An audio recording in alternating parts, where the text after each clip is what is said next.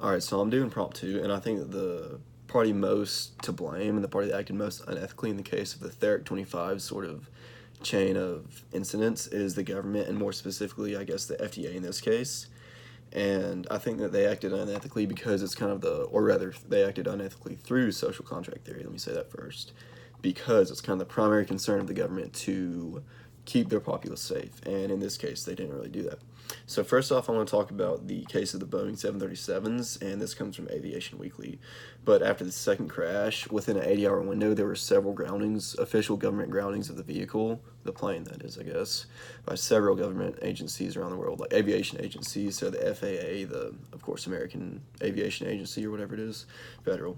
And then the Chinese version of the FAA, as well as the Ethiopian, I believe.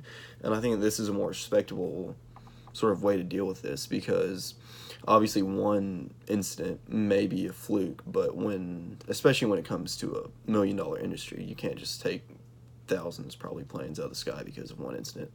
But when there's two incidents, and they definitely seem to be causal in nature and not just random, I think that you kind of have to take these out of commission and figure out what the issue is. So knowing that, let's talk about the rec12 issue, and this comes from ccnr.org. But even after the second incident took place and the problem was identified and it was known what was causing the problem, pretty much all the FDA did after finding out about said problem was ask for a CAP, which is a corrective action plan, and they in no way restricted the use of the machine. So I think that they acted unethically because they're putting consumers that use these machines at risk of harm.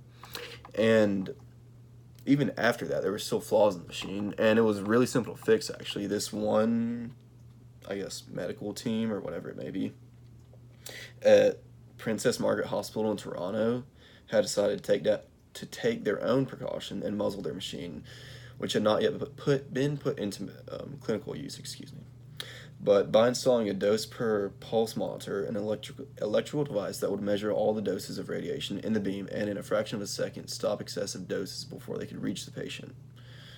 Okay, I butchered that, I'm sorry. But basically this team at a certain hospital fixed the problem by simply installing a hardware that would detect the kind of strength of the beam of radiation, and if it was too high, then they would pretty much cut the beam. So it's as easy as that to fix it, but because of the flawed system of the FDA and the government and the kind of corrective process, they put a lot more people at risk, and several died after that even, I think. But yeah, I think the FDA acted unethically because they put people at risk.